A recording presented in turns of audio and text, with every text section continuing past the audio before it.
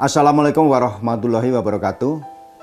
Pemirsa TV-mu, salam pencerahan. Kembali dengan program Catatan Akhir Pekan bersama saya, Gadot Trianto.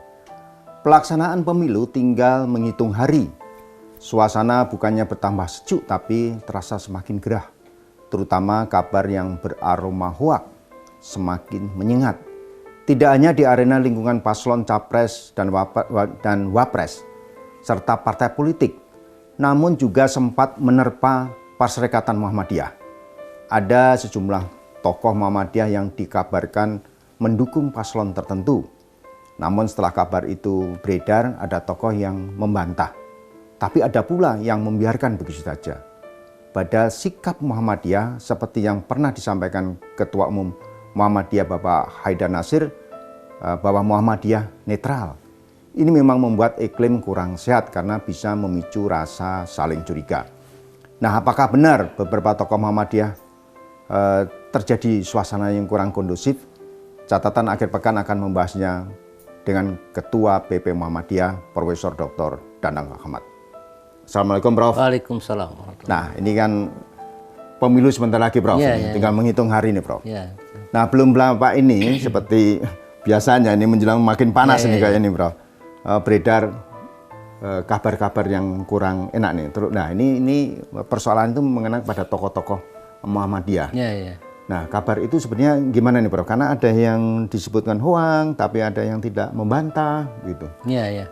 Memang dalam minggu-minggu terakhir ini ada beberapa pernyataan dari beberapa tokoh yang di posting dalam bentuk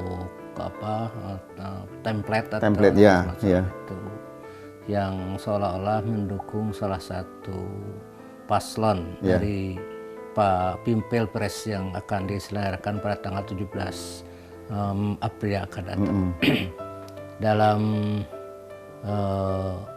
template itu disebutkan tentang memuji salah satu tokoh yang itu.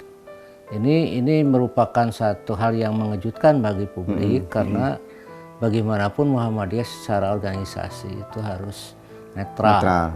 Dan itu sudah disampaikan Ketua Umum, Ketua Umum, dan itu hasil keputusan Tanwir. Keputusan Tanwir di Bengkulu. Dan juga Tanwir-Tanwir yang lalu termasuk di Samarinda menjelang Pilpres 2014 dan juga tunggu 2002 dari di Denpasar. Sama bahwa kita ini secara organisasi harus netral.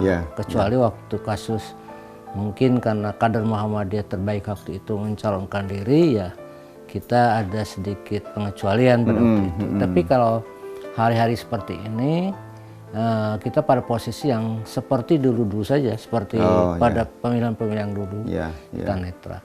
Cuma kalau munculnya hoax ataupun pernyataan-pernyataan dukungan secara formal seperti itu, baru sekarang. Sekarang, karena mungkin sekarang zaman media sosial berbeda dengan waktu-waktu yang lalu, 2014 maupun 2009, sehingga nyata keluar itu pernyataan-pernyataan itu. Nah, itu juga ada yang membantah, memang beberapa yang membantah bahwa itu dilakukan sebetulnya pernyataan itu 2014 dulu waktu dukungan paslon yang kebetulan memang calonnya sekarang sama dengan 2014 dua paslon yang sama namanya dan cuma pasangan yang berbeda itu. Tapi memang hoax sekarang ini, Prof, kebanyakan juga yang dulu-dulu dimunculkan lagi sehingga kita kadang-kadang bingung, ini baru apa lama kan ada tokoh seperti tokoh partai yang sekarang mendukung paslon A, dinyatakan mendukung paslon B karena dulu memang waktu pernyataan 2014 itu. Oleh karena itu saya lihat memang ada hal-hal yang tidak pada tempatnya kalau kita memang secara resmi mengatasnamakan PP Muhammadiyah atau misalkan tokoh Muhammadiyah untuk mendukung salah satu. Oleh karena itu di Muhammadiyah itu ada aturan. Kita yang mendukung salah satu nyata-nyata menjadi pendukung, itu harus membuat pernyataan terbuka itu harus aktif sebenarnya dari Muhammadiyah, supaya jangan include, jangan diikat itu kan dengan Muhammadiyah. Kan Muhammadiyah itu nanti dianggap tidak netral lagi nanti ya, kalau begitu. Tidak konsisten dengan apa yang disampaikan di awal. Tapi saya harap semuanya hoax saja, tidak. Gitu ya, Prof. Ya? Tetapi Prof kan nggak ada yang membantah, Prof. Memang ada orang yang ingin membantah, tapi ada orang yang tidak ingin. Artinya mereka ingin itu cukup berlalu sajalah, kadang-kadang gitu. Ya. Nah, kalau membantah itu juga akan panjang. Biasanya dalam kasus-kasus tertentu, kalau membantah itu ada kontrabantah lagi, sehingga panjang cerita. Jadi dibiarkan begitu aja. Ada dibiarkan, kan itu akan berlalu dan tidak akan. Kita kan banyak sekali informasi-informasi baru yang saling menindih atau saling menunggangi gitu loh, Bro. Ditunggangi gitu. Mungkin yang berita yang lalu itu akan kemana gitu, digantikan berita-berita baru. Walaupun Prof mungkin bagi masyarakat awam, ketika itu tidak ada bantahan, biasanya kan langsung, ini berarti benar, gitu kan, menganggap bahwa itu benar. Apalagi kalau sudah dibiarkan begitu saja, berarti kan nggak ada bantahan. Kan gitu kan, Prof? Itu saya yakin itu tidak akan berpengaruh. Nggak ada pengaruh ya. Yang mereka mengatakan itu tokoh-tokoh yang kurang begitu strategis. Yang keduanya di tubuh umat sekarang itu sudah terpolarisasi secara kuat. Saya kira survei maupun kampanye itu tidak begitu berpengaruh pada perubahan pilihan. Benar-benar, karena waktunya sudah mepet ya, Prof. Sudah mepet, sekarang itu sudah di akhir minggu hari ini orang sudah pada besok ke sana mau, walaupun sekarang orang menerima bingkisan umpamanya ya. Tetapi tetap pilihan mereka sudah kuat. Saya yakin. Maksudnya serangan fajar nih, Bro. Serangan fajar. Mungkin 1-2 akan bahas, tapi kebanyakan mereka sudah terinternalisasi dalam dirinya, saya akan memilih itu. Tapi bagaimana sikap Muhammadiyah dengan hoax itu gimana sih, Bro?